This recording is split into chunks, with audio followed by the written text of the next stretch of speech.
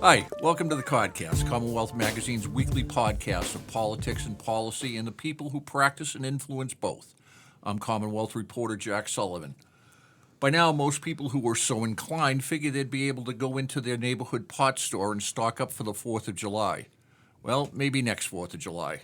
The target date of July 1 for the launch of legalized recreational marijuana sales and use has come and gone. And not only is nothing open, there is at this time one license issued, and that's for a grower who says he should have some good weed available by the end of this year, maybe early next year. No stores are licensed to sell, and if they were, they don't have much to sell anyway. Who's to blame for this? Or is it really no one to blame because it's just a matter of a regulatory process that we have to go through? Joining us to figure that out are Jennifer Flanagan, a member of the Cannabis Control Commission and a former state senator. Welcome, Commissioner. Thanks for having me. And Jim Smith, an attorney who represents marijuana industry interests, and a one-time state representative who was an early proponent of legalizing medical marijuana. Welcome, Counselor. Thank you, Jack. Let me start with you, Commissioner Flanagan. First of all, let's give the listeners a little idea of where you're coming from on this. I mean, you were a state rep and a state senator. You voted against the referendum. And yet you were tapped by Governor Baker to be his appointee for the Cannabis Commission. Is that something that you applied for, asked for, wanted to do, didn't want to do? No, I got the call asking if I would be the appointee for the governor based upon my public health, substance abuse, and behavioral health background, and having done a lot of work in the legislature.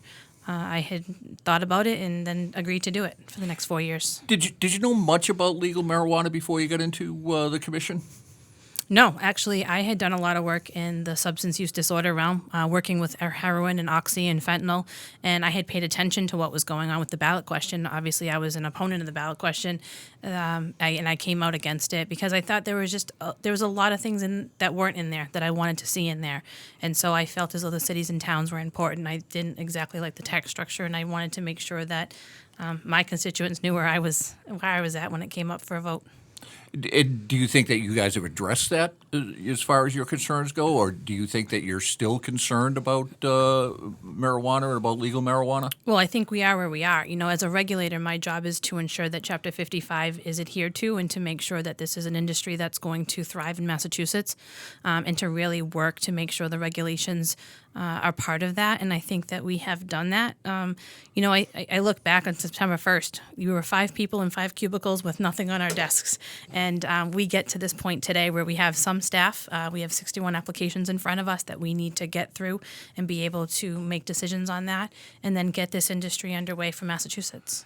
Counselor, let me turn to you a little bit. You, years and years ago, I mean, you were in the legislature, back in the... I ran when I was in college, actually, Jack, believe it or not, and even more surprisingly, people voted for me. So it was back in the 70s, and we were then talking about decriminalization of an ounce. Right, and you were one of the proponents back, I mean, we're talking Yes. years ago. Yes, it was years ago. Yes, I was way back then. It was a very progressive position back then, and I guess to some extent it still may be. Do you see any similarities between what's going on now and what was happening then as far as enforcement goes, as far as use goes, as far as public perception goes? Not really many similarities. The public perception is very, very different. I think I probably voted with a minority of my constituents. I think today it's a majority. I think the medical marijuana particularly, but now adult use marijuana is much more mainstream, and a majority of the people across the country, particularly in our state, support adult use marijuana, which is very different than back then.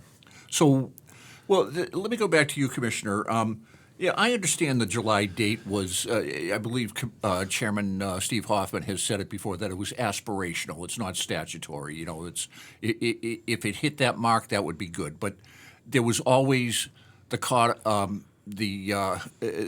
that we intend to be there. We intend to get it. So I think it came across to people that there would be legal sales going on July 1st. But it's come and gone. By the time people listen to this, it'll be Monday, July 2nd. It'll be a day after, and we still won't have any licenses at that point. Other states have gotten up and running in months. Canada just passed their legislature, and it's going to be up and running in about 16 weeks. Why is it that we're still 19 months later working on trying to get the first store open? Well, I think that, Massachusetts has a history of doing its due diligence and taking its time and making sure that it's right. I can say that, from September 1st until today, you have 5 commissioners and a commission of staff, which we're building each and every day, that have been working around the clock to get it done. It's not that it's intentional, that it's not the July 1st deadline. I think when we talk about the municipality involvement in this, when we talk about the host agreements and the zoning, some of the bans and some of the moratoriums that have been put into effect, the town meeting process of a town and government, all of that comes into play. There's not one sort of smoking gun that says this is why it's not there for July 1st. And like the chairman said, it was aspirational. It still is. I mean, we want to get this done as quickly as we can. We understand the voters voted for it, that people are looking to have it in their communities. But at the same time, we have to look at what's in front of us and where we are, and we try to work through that. Why have other states been able to do it so quickly and we haven't? I mean, are we that much? You say we do due diligence. Do you think that other states didn't do it, that they didn't? It's not for me to talk about what other states did or didn't do. I know that I recently got back from California, and I had visited some establishments in California. They're scrambling to deal with the second set of emergency regulations that are being handed down to them. We have our regulations that have been promulgated since March. We made sure that we got our stuff done on time. So it's really not something I think that you can compare and contrast between state and state.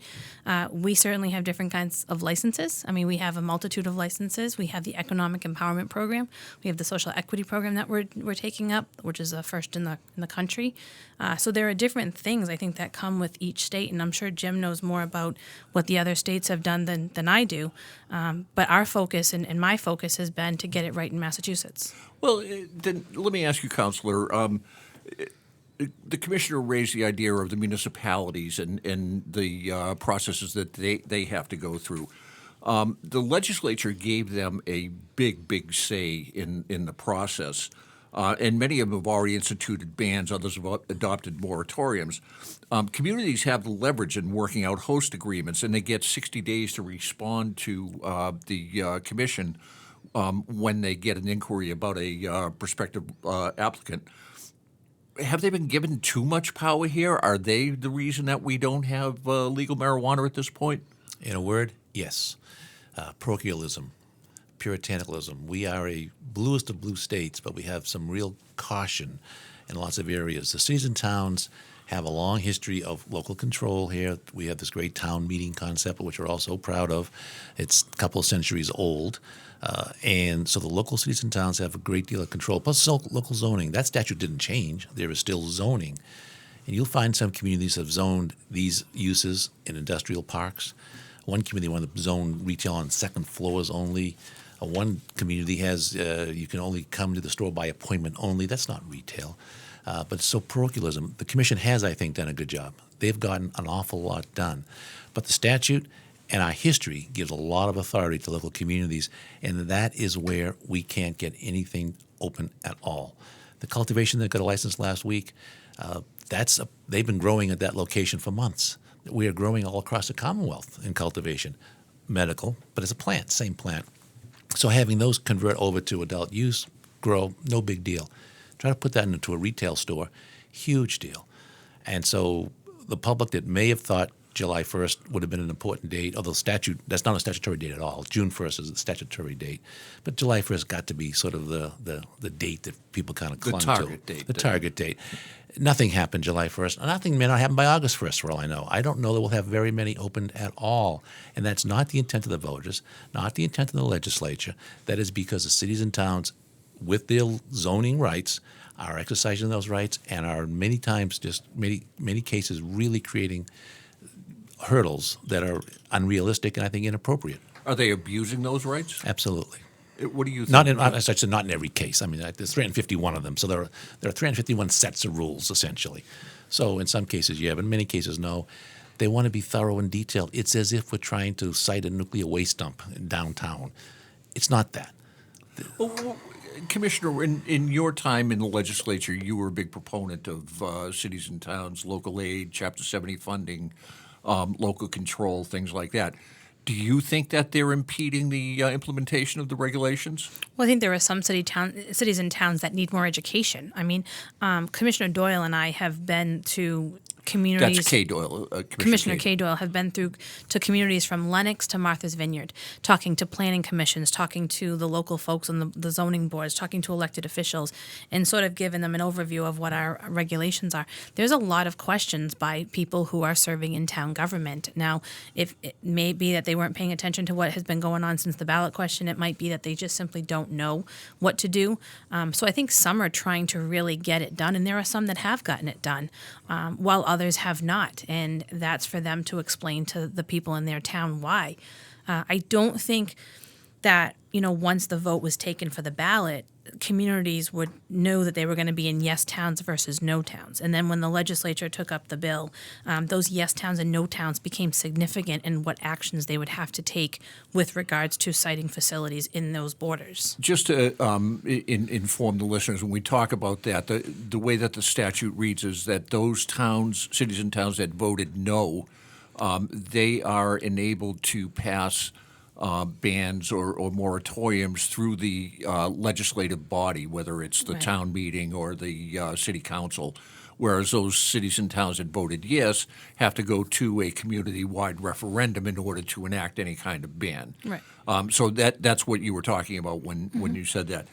Do you think this ruling by Attorney General Maura Healey is going to have kind of an impact, any kind of impact moving forward? She had made the ruling that allowed Mansfield to extend their moratorium into June of next year, after initially saying that anything past December would be unreasonable and unconstitutional.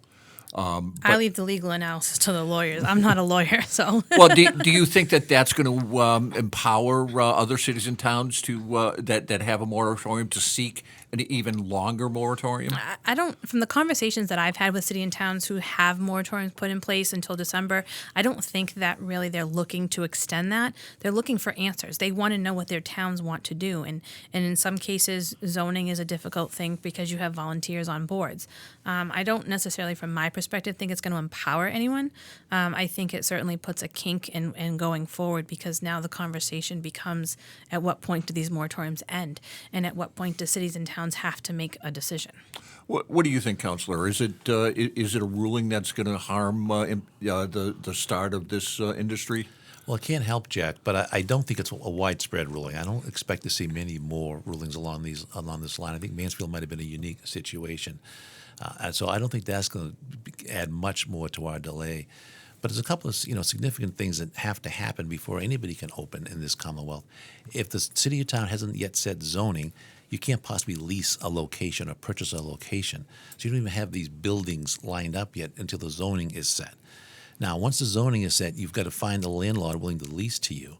And they may have to have a bank. The landlord's mortgagee may say, well, we don't want to lease to that person because we don't want that in the marijuana use because of the federal laws in our location. So you got to find someone who's got a friendly bank or has no mortgage, or you have to buy the property, incredibly expensive. Now you have a piece of property. Then you got to go to the town. They just zoned it. It's going to take you a while to get back to the town. So this hasn't even occurred anywhere, or it's occurred very rarely, I should say. You're back to the town. Now you got to go. They all want special permits. Now I can open up most every business by right in the retail districts, not this business. So I need a special permit. That takes time. And as the commissioner points out, these are volunteer boards. They might meet once a month. They might not have a quorum. Summertime. They might not meet again until September. You're sitting there with this property, which, by the way, you're paying rent on. And then you got to go with the special permit and see if you can get a special permit. If they allow that, then you go back to the town and say, I need to host a community agreement. The statute that the commissioner worked on when she was a state senator said 3% maximum. That's all we can give you for your legitimate expenses, plus a 3% tax. That's 6% all in. Most everybody wants more than the 3 and the 3. Even though the statute says 3%, we're running into that everywhere. They want 4%. They want side deals. They want what they call voluntary contributions to give you a host community. This all takes time to negotiate. It takes a long time. How could they do that? I mean, if it's capped by statute at 4%, how can they say we want 5% or I'll give you 3%? I'll give you a whole bunch of phone numbers to call and ask those people that question. I do not know. I spent a lot of my time negotiating these host community agreements, and I'm hoping the commission will help us out because the statute is very clear. And again, that 3% is supposed to be tied to legitimate expenses. What expense is there? There's more expense at the 7-Eleven with the kid with the skateboard in the litter, or at a liquor store with the guys dropping the nips on the corner. You know, there's no real expenses here over and above. But the guy had 3%. Now, by the way, these stores are liable to do, let's say, $10 million a year. A good store, that's $300,000 plus $300,000 in taxes. That's $600,000 for a storefront, and we still can't cite these things. Commissioner, is there anything that the commission can do to stem these type of actions? I mean, have you heard about it, that there are communities that are, for lack of a better term, shaking down people that are trying to cite a store or a cultivation facility in their town? I've recently heard of some of them. I mean, I think we can certainly something that we can talk about. Again, with our open meeting law, it's not like we can go back and deliberate as to what to do behind closed doors. So we need to ensure that we have that conversation in public. But I think it's Well, how at the about same time, somebody as a regulator? What does that cause you concern that you're hearing that? it causes me concern that people are trying to milk the system for more money. And I think that, I'm still a proponent of cities and towns. I still think that we need to address any of the concerns that cities and towns have, but that's through education. That's not necessarily monetary. And depending on where you are is the type of things that you may have to mitigate. And so it's important for me as a regulator and also as a citizen of the Commonwealth to ensure that this is being done fairly. But that's something, again, we can try to talk about. But I can't promise that 5 commissioners can fix it. And by the way, Jack, once you get through this entire process, only then do you go to the commission. So the commission doesn't have these applications in front of them. So the commission can't really do much of anything. There were very, very few completed, if any, completed retail applications. Right. 18 of them, right? Not fully No. completed. Host community agreement, zoning, that's to be determined. So I think, and then what happens is we don't even see most of the community host agreements. So it's not as if they're filing them with us. We just ensure that they have them that have been executed in the city. Can you see them if you ask for them? I'm sure they become public record at some point when they're We executed. want them to be. Oh, they are public record. They would love to share them with everybody. So why doesn't the committee? Why doesn't the executive director or the license reviewers look at those and say, "Wait a minute, the statute says 3%." Well, part of what we're focused on right now is getting people's applications processed because the voters are asking for the facilities to open. So, we need more staff. We need a lot more resources. That's certainly something that, we can consider. But at the same time, it's not the regulators' jobs to negotiate these contracts. It's between the business and the town. But if that's an impediment to it, doesn't that then call for the regulators to step in? I mean, if you have cities and towns saying, no, we're not going to sign off on this because we want this much, isn't that up to the commission to step in and say, wait a minute, this is what the law says? Jack, in fairness to the commission, none of these have even gotten there yet. To get an entire application in front of the commission, as I described, you got to find the site, get the zoning, the special permit, the host community agreement. All this material has to be lined up. I don't think they have a completed retail application yet to look at. Now, they have partials. They have people who have filed, but I don't think I'm not aware of anyone in the Commonwealth that has a completed retail application. You'll see cultivation applications, you'll see some of the random ones, maybe a processing or something. But a completed retail application where we can actually walk in the store and buy this product, I don't think there's one in front of the commission. They can't act. There's nothing in front of them to act on. And I think that's the key, though, is that this packet, these 4 packets that have to make up this application is huge. It's not as if we're talking about a simple application. So, like Jim said, there's multiple pieces that have to come into play before we can even look at it. From the commission standpoint, I mean, we put a survey out to municipalities. We don't have the entire list of who has a moratorium, who has a ban, who's got community host agreements, and what people are looking for, because they don't have to answer to us. That's the independent municipality process. They're not sending in their actions taken at town meeting to us because there's no requirement that they have to do that. So if you've got nothing before you at this point, when can we reasonably expect that it'll be started? I mean, I don't know if it's necessarily fair to put another date on it because, the July 1st was always something that was talked about in conversation. And I wasn't intimately involved in the crafting of the marijuana legislation. I wasn't on the committee. I had other responsibilities in the Senate. But the July 1st date had always been talked about. Then all of a sudden it ballooned into this end-all be-all date. So for us to say, August 1st or September 1st, I think is disingenuous because we don't know yet. Again, the process has to play out, and we are the end result. We are not part of those negotiations and conversations. One of the impediments to doing this is that state law requires that marijuana be tested, that it go through an independent testing lab. At this point, similar to with the retail stores, you don't have any applications before you for independent testing labs, right? No, and we took the action yesterday that once the application comes before us, we have the ability to take it out of the line so that we can get the testing lab in place. Because again, we're building a structure. We're building the regulatory space for this industry. So it's coming at piece. The guys who wanted the testing labs didn't start 6 months before everybody else. Everyone started off at the same time, and it just may be that the people who want to be in the testing sphere just didn't get it done. I think, Jack, in fairness, I think the labs will. That issue will be resolved. It's the retail issue. I think we'll have labs before we have retail. You have to have labs before you have retail. But that won't be right? that won't be the delay. The delay will be the municipalities getting sign off on host community agreements that are fair, getting zoning that is fair. Even in communities that voted yes, where the majority of the folks voted yes on question 4, that's where the delay is. So I think the labs is kind of an issue that the commission, is going to resolve pretty quickly. My read of the regulations are that you adopted the framework for the medical marijuana testing protocols, right? Mm-hmm. Couldn't those existing laboratories be used to test? No, we need to license people that are going to go into the adult use, just as we have to license people who are cultivating right now for medicinal and want to grow for adult use. It's very different. You don't mix the two yet. How is it different because they're different entities. I mean, DPH has but the it's not a regulations. different product, right? It's not a different product, but it's a different license. Well, the state law requires there to be a license for adult use, cultivation, testing, or retailing. Right, So and it's a I separate law. So we have to meet that law, and that law requires us to get a host community agreement, among other things, and to deliver that entire package ultimately to the commission. I know some labs are moving, but that's the law. The commission can't do anything except adhere to the statute.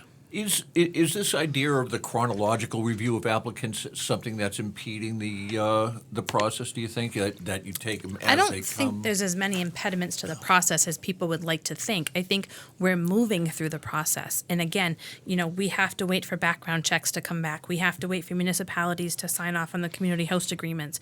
When we tell the community that we have an application, they have up to 60 days to get back to us. There's all time frames that have to do. I don't think there's necessarily an impediment. What happens at the commission is you have a staff that is diligently working to process what we have, but those pieces have to come together. And by the way, I'm not here to apologize for the commission, and the commissioner should not be defensive. Oh, not at all. No, That's they just the shouldn't be. process. This statute really is tough to work with, and it does. And you go back to our zoning laws, which have not been changed, and our parochialism, which is never going to change, I fear. Cities and towns control, even though they may have 20, 30, 40, 50 liquor licenses, getting one of these things opened is like, I don't know what it's like. It's been, because no one's done it yet. I was in a town out in the Berkshire County, and they legitimately were telling me that things have not changed since their forefather put the town on the books. And that's what they're dealing with. And this is a really big industry. This is not something, simple that the town has decided they want to have. This is a very big regulatory industry that will have an impact for years to come. And so when you have a very small town that's trying to grapple with this, they may not necessarily have all the resources that they need. And let me respond to that, because I agree with pretty much everything Jen has said until now. I don't think it's that big a deal. Well, for them it is. For their zoning changes, it is. The Walgreens is selling the opiates down the Right. street. The guy selling the gun store around the Right. corner. And there's liquor everywhere. I mean, this is not that big a deal. Well, Commissioner Flanagan rightfully says that she can't put a date certain on there. What's your estimate as to when we'll see the first store open here in Massachusetts? Well, given that July 4th is going to come and go, let's look at Labor Day. We might have one or two by Labor Day, maybe half a dozen by the end of the year, maybe a dozen. It'll then start flowing, I think. But I think it's going to be a lot slower. I don't think. It's a lot slower than any of us thought it would be initially. And we're also dealing with towns that still have moratoriums till December. So we don't even know what that number is. And I don't think that when the question passed, and Jim can tell me if I'm wrong, that anyone anticipated that. No. That we didn't anticipate all except the that actions by all the cities and towns. Prohibition was repealed in 1933. We still had dry towns in this state. We'll have dry marijuana towns. Yep. Probably a century from today. But it should not be the 95%. It should not be the Boston, Quincy, Needham, Newton, Somerville, Cambridge kind of sophisticated, well-governed communities. I can understand some rural areas or some small towns or more well-to-do communities. But the majority of us voted for this. The majority of us should have access to this. And the majority of these communities are well-governed enough to be able to handle this issue. Well, I think we could go on and on and on, but Of course we can. so we'll have to do it again sometime. I want to thank, that's it for the Codcast. I want to thank Commissioner Jennifer Flanagan of the State Cannabis Control Commission and James Smith at the Law Office of Smith, Costello, and Crawford for joining us today. Thank you, guys. Thank you, Jeff. Thank you. You can listen to the Codcast on SoundCloud or download it on iTunes. You can also go to our site, www.commonwealthmagazine.org, and click on the fish. I'm Commonwealth reporter Jack Sullivan. Please come back and listen next week for another episode of the Codcast.